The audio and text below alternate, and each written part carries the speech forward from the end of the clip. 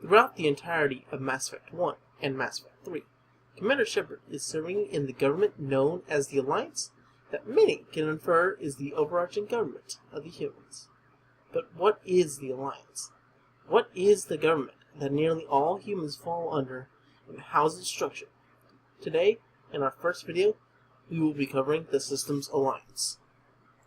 When humanity was beginning to colonize the solar system, we did not have an overarching government. Much like today, individual nations, or joint efforts of nations, were what backed our space programs, rather than Earth as a whole. But we weren't just exploring, we were colonizing. Our first lunar colony, Armstrong Outpost, was founded in 2169, on the 100th anniversary of the lunar landing. Then in the 2080s, we began to send manned research stations to Mars, and in 2103, we began to settle it, making Lorel City our first colony on another planet. Even with a settlement on both Luna and Mars, we still did not have an overarching government. Mars was divided like Earth. The European Space Agency founded Laurel City, but the United States and China had slices of the Red Planet as well. This division would most likely remain if it wasn't for the most important discovery in human history, the discovery that we were not alone. In 2148, we had discovered the first undeniable signs of non-human sapient life. A prospecting team led by Patty Silva made the most important discovery in history. They had found ruins of an ancient species dating 50,000 years old. Inside contained several wonders that science as we knew it then had little to no explanation for.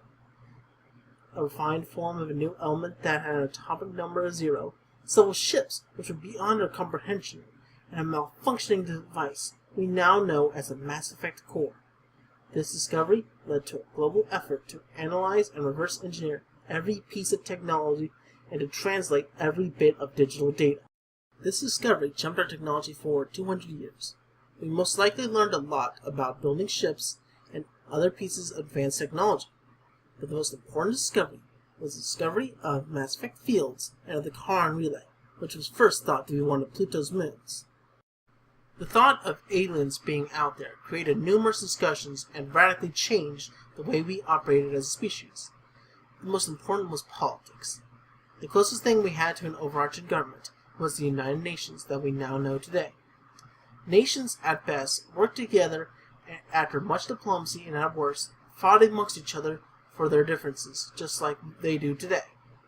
Everyone knew, however, this had to change if there really was life out there, or if we wanted to colonize outside the solar system. Thus, the 18 largest nations created something that had more political sway than the UN. They created the Systems Alliance. The Systems Alliance was, at first, controversial. The nations of the world were sacrificing some of its freedoms, perhaps even their identities, for the supranational government. Still, it continued to colonize other worlds past the Charon relay, and at a rapid pace no less. The Alliance even began construction on a space station that would serve as their headquarters, Arcturus Station. Even while under construction, the Alliance used their headquarters to oversee colonization and exploration. The exploration eventually brought us to our first contact with living aliens, and they weren't friendly. While the Alliance saw no problem with activating dormant mass relays, the Citadel Council forbade it, as such actions started the Arachnid Wars. This would prove to be problematic when we began to activate Relay 314. The human explorers were attacked without warning. The attackers destroyed all but one starship, which escaped to warn the rest about the aliens. This was the start of the First Contact War. These aliens easily defeated several fleets, but the Alliance had some minor victories against these aliens, which became known to us as the Turians, bird-like humanoids who live in a militant meritocracy. The fighting eventually came to Shang-Chi, where the Turians defeated the local forces and occupied it. While the nations bickered over who should lead the effort to retake Shang-Chi, the Alliance began to prove itself to humanity, taking what forces they could and sending them to Shang-Chi to liberate it. The Turians were overconfident, believing that they had defeated the bulk of the forces. Then came the Alliance's Second Fleet, which defeated the Turians and freed Shang-Chi. What seemed like the start of full-scale war, however, was abruptly ended when humans made contact with other aliens. The Turians were getting ready to mobilize for war when the Citadel Council stepped in. They brought us and the Turians together to negotiate peace, thus ending the First Contact War with only around 600 dead for each side, with the Turians having slightly higher losses. The Alliance became popular after the war for their decisiveness. This led to them, instead of just having a representative of each nation, now having a proper parliament elected by the people. The Alliance established an embassy on the Citadel, becoming an associate member of the Citadel Council. We quickly integrated with the galactic community, rapidly changing and putting the humans into a golden age. We were more unified, and the average lifespan became 150 years. Our rapid expansion grew to be a concern amongst members of other races, seeing us disruptive and aggressive, while others saw us as having great potential, being adaptable and showing ingenuity.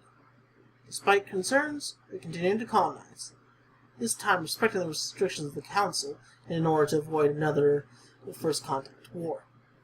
This led to us settling in the Skillian Verge.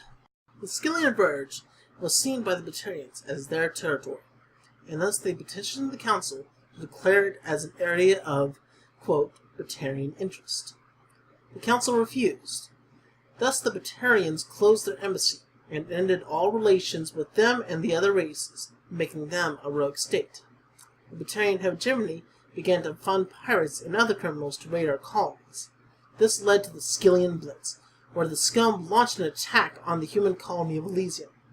Alliance forces rallied the colonists to fight off the scum, holding ground until reinforcements arrived to decimate the pirates. 2 years later, the Alliance attacks the colony of Torfan in retaliation, forcing the Batarians to leave Council space. The Alliance is responsible for governing humanity outside the Sol system, but the nations on Earth still maintain sovereignty within Sol. It is unconfirmed if the 600 seats in Parliament is determined by population or is a set number per colony. We do know, however, that not only do Earth and the colonies have a voice, but also spacers, which are people who live on starships. The Alliance is responsible for defending the colonies. The military is not divided up like most militaries today.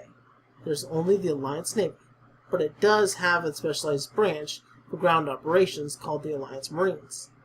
There's enough information to cover another video, so I'll leave this short. The Alliance defends its colonies with only planting a small forces on the colonies, not enough to defend them on their own. They are only there to report in case they get attacked and to hold off until reinforcements arrive. The Alliance keeps most of its forces on standby near mass relays so they can respond with overwhelming force. As sound as the strategy is on paper, this does mean that there are times where the Alliance reinforcements come in when the damage is already done, so naturally, a colonist might not feel safe with this sort of defense. Our economy is important to the galactic community, but we are still outshined by the Asarian Turians. We are catching up with the Elcor, which is a small but well-developed economy. Our economy mostly lies within the potential of our colonies, which are typically rich, but are dangerous areas such as the Skillian Verge and the Arctic Traverse. Diplomatically, we are friends with most races within the Citadel. We have strong relationships between the Asari and between the Solarians. We even have friendly relationships with the Turians, even though there's still bad blood amongst both groups about the First Contact War, or as they call it, the Relay 314 incident. We do have one enemy in the form of the Batarians for our colonization in the Verge, as we previously discussed. Our relationships with other races will change depending on Commander Shepard's actions, with the most important being at the end of the first game. Commander Shepard has a choice after either defeating Saren or convincing him to kill himself. Should he tell the Fifth Fleet to abandon the Council on the Destiny Ascension, they will die, while our fleet focuses our ships on the Reaper's Sovereign. This would lead to a galactic community that mistrusts us and sees us as power-hungry and selfish, not caring about the galactic community as a whole.